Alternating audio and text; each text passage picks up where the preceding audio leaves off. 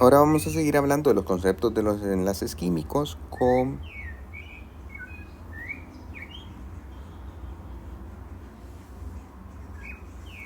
el enlace covalente.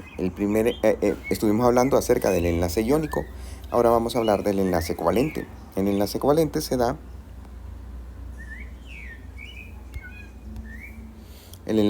se da cuando los átomos comparten electrones. Vean que ahora no hay uno que claramente se da electrones y otro que acepte, porque los dos son no metales. Los dos lo que tienen tendencia es a aceptar electrones. Entonces no hay un donador y un aceptor, sino que lo que existen es únicamente dos aceptores. Por lo tanto, no es que uno le da al otro, sino que los comparten. De esta forma tendríamos aquí, vean que el hidrógeno, ya pueden construir su diagrama de Lewis con un electrón en su capa de valencia, comparte electrones para formar la molécula de hidrógeno.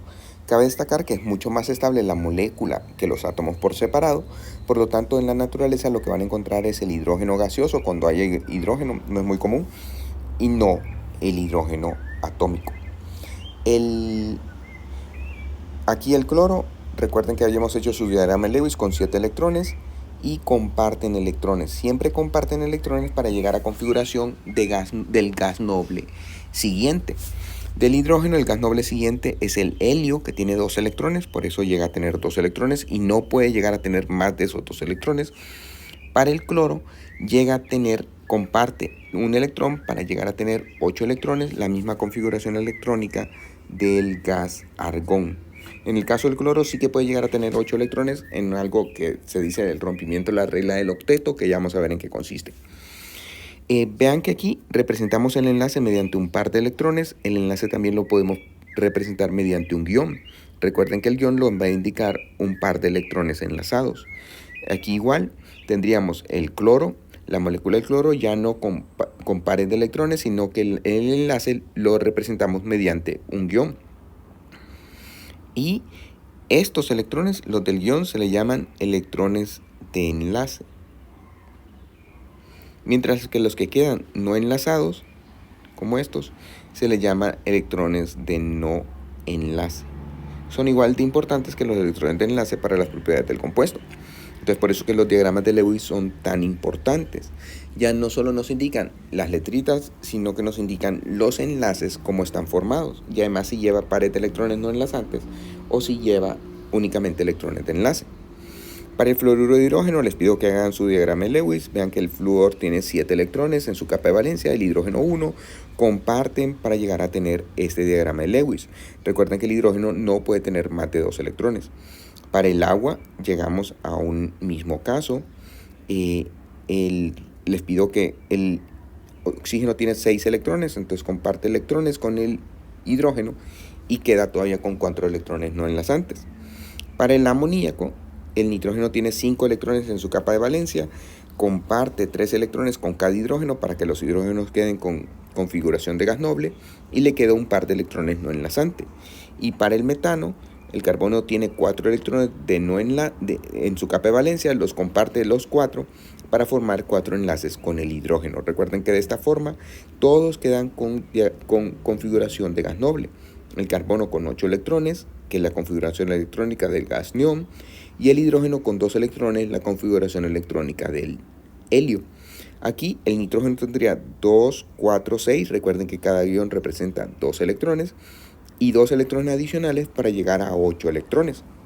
El oxígeno, cada guión 2, 2, 4 y los 4 electrones no enlazantes, el flúor 2 y los 6 electrones no enlazantes. En algunos casos se forman más de un enlace sencillo para llegar a tener la configuración de gas noble y para llegar a tener completa la capa de valencia. Y entonces, por ejemplo, el oxígeno tiene 6 electrones, el carbono 4 electrones y en la molécula del dióxido de carbono,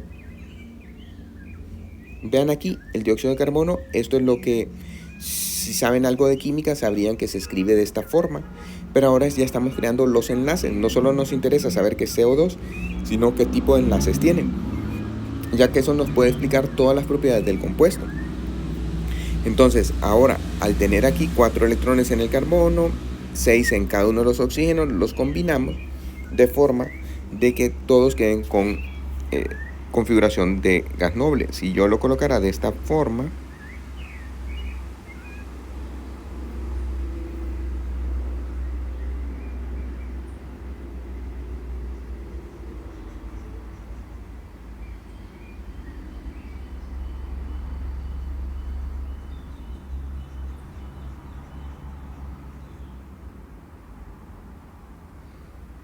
vean que aquí nosotros tenemos 6, 12, 16 electrones en la capa de valencia. Entonces, para hacer el diagrama de Lewis, el primer paso sería, ya que son 16 electrones, colocamos los átomos, ya que como nos dicen CO2, entonces colocamos el que está menos en el centro y le creamos un enlace a los que están alrededor. Recuerden que el total de electrones son 6, 10, 16. Entonces aquí ya colocamos 2, completamos la configuración de gas noble de los átomos alrededor. Entonces aquí tendríamos 8 y aquí otros 8, 16 electrones. La situación es que ahí podemos ver que el carbono solo queda con 4, no queda con configuración de gas noble, entonces quedaría deseando más electrones. ¿Cómo se los podemos dar? El oxígeno le cede un par de electrones, con eso llegaría a 6. El otro oxígeno le cede otro par de electrones, con eso quedaríamos con 8. Y estaremos viendo que existen enlaces múltiples.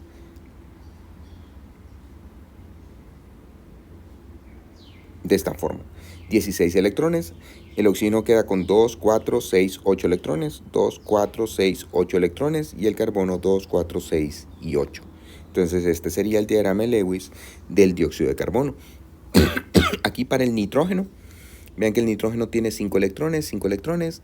Lo que creamos es un triple enlace entre los nitrógenos que nos permiten que ambos queden con 8 electrones en su capa más exterior. Ahora vean, ¿qué indica un triple enlace? El triple enlace indica que van a estar íntimamente ligados, o sea que van a estar muy cercanos uno del otro. Si tienen el triple enlace, la distancia entre los dos nitrógenos va a ser de 1.10 angstroms. Si tienen un doble enlace, 1.24 angstroms. Y en el caso de un enlace sencillo, 1.47 angstroms. Ahora vamos a ver que existe una polaridad en los enlaces, la electronegatividad. Fíjense que si aquí los dos átomos son el mismo, digamos en la molécula esta del nitrógeno,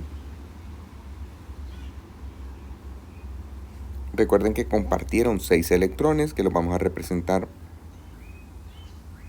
mediante puntos. Entonces tendríamos aquí, como lo tenemos aquí.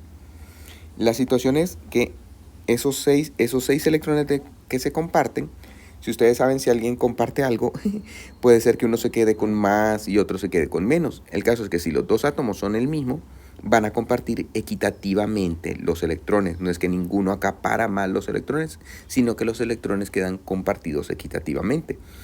Cosa diferente, vean aquí en el CO2, los dos elementos son distintos, el carbono y el oxígeno irán a compartir equitativamente. Pues no lo comparten equitativamente, sino que los electrones quedan más cercanos al oxígeno. Ahí vean que tenemos esta representación.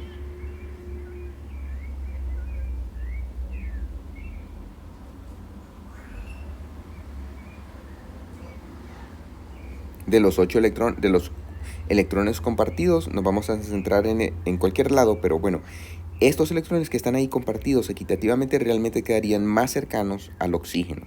O sea que si quisiéramos hacer como una visualización más exacta, los electrones quedarían alejados del carbono. El carbono compartió los electrones para intentar alcanzar una configuración electrónica más estable, pero es como que el oxígeno le dice, no, los electrones se vienen hacia mi lado. ¿Cómo sé eso? A partir de la electronegatividad. Vean que la electronegatividad, tal como la vimos anteriormente, es la fuerza con que los átomos tiran de los electrones en un enlace. Entonces recuerden, fuerza con que los átomos tiran de los electrones en un enlace. Vamos a ver, para el oxígeno es 3.5. Ahí lo tienen, oxígeno 3.5, mientras que para el carbono es 2.5. Entonces, el 2.5 indica que el oxígeno tira con mayor fuerza y los electrones en el enlace van a quedar más cercanos al oxígeno que al carbono. Aquí aparece un diagrama con los diferentes valores de los electronegatividades. Vean que los que están pintados en blanco tienen de 3 a 4, los que están como amarillitos tienen de 2 a 2.9, los que están verdosos y estos de aquí tienen de 1.5 y los que tienen menor electronegatividad, que son estos de aquí. Pueden darse cuenta que entre un átomo más pequeño sea, va a tener mayor electronegatividad, los más grandes van a tener la menor electronegatividad. Ahora, vean aquí en el flúor, la molécula del flúor, ambos tienen 4 de electronegatividad y entonces la diferencia en electronegatividad es 0. El enlace va a ser covalente no polar, indica que no se crean cargas. Si nosotros el fluoruro de hidrógeno, vamos a tener que el flúor es 4, el hidrógeno es 2.1, la diferencia es 1.9, covalente polar. Y aquí, bueno, ellos ponen este ejemplo que ya les voy a explicar. El fluoruro de litio, el flúor es 4, el litio es 1, la diferencia es 3, le llaman iónico. Ahora, realmente sí, se podría predecir que es iónico, pero lo importante es ver que el litio es un metal, el flúor es un no metal, entonces va a haber transferencia de electrones, por lo tanto, sin tener que ver las electronegatividades, ya sabíamos que era iónico. Aquí en el fluoruro de hidrógeno sí que ambos son no metales, por lo tanto, tenemos que ver si hay transferencia o si hay que comparten electrones. Ahora, vean, el flúor al ser más electronegativo, los electrones le quedan más cercanos, que en una forma así visual, los electrones en el enlace le quedan más cercanos al flúor. Al tener tantos electrones, entonces el flúor desarrolla una carga parcial negativa, mientras que el hidrógeno una carga parcial positiva. Eso de una forma visual, aquí lo tenemos aún mejor. Para el flúor, la molécula del flúor, debido a que comparten equitativamente, vean que toda la carga electrónica queda igual a lo largo de la molécula. En el fluoruro de hidrógeno, el hidrógeno, debido a que le llevan los electrones al otro lado, queda así débil en electrones, deficiente en electrones, mientras que el flúor gana los electrones, por eso queda así rojizo, que indica que está rico en electrones. Con eso podemos definir los momentos dipolares, que es hacia dónde se mueven los electrones. Vean que en el hidrógeno y en el flúor va a tirar los electrones y el momento dipolar va a ser hacia el flúor. Este momento dipolar es igual a la carga por la distancia. Si nosotros tenemos una carga de un electrón, que es de 1.6 por 10 a la menos 9 coulombs, y consideramos que la distancia sea de 1 angstrom, que es una distancia cercana a la distancia en los enlaces, nos quedaría, bueno, tenemos que pasar, el angstrom es a metros, y un angstrom tiene 10 a la menos 10 metros, y luego las unidades del momento dipolar se llama debye. Entonces convertimos esto en un debye. Un debye es igual a 3.34 por 10 a la menos 30 coulombs metros. Aquí ya el resultado nos había quedado, vean que aquí se cancelaron los angstrom y nos quedaron coulombs metros. Entonces nos queda que sería de 4.79 debyes. Ese sería el momento dipolar. Como pueden ver, aquí lo que tendríamos serían las cargas separados por una distancia. Aquí vean que la distancia entre los centros de los átomos de hidrógeno y cloro en la molécula del cloruro de hidrógeno, llamada longitud de enlace, es de 1.27 angstrom. Ya recuerden que ya no estamos hablando de un angstrom, sino que nos están dando la distancia exacta. Calcula el momento dipolar en debyes, que se produciría si las cargas en los átomos de hidrógeno y cloro fueran más 1 y menos 1, o sea, la carga completa del electrón respectivamente. Por eso, el momento dipolar va a ser a Q por R. El coulombs para un electrón es 1.60 por 10 a la menos 19 coulombs y la distancia 1.27 angstroms.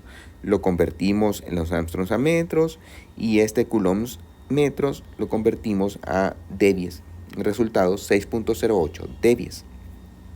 Ahora, el verdadero momento dipolar del cloruro de hidrógeno es de 1.08 debyes. Vean que no es el valor que acabamos de calcular.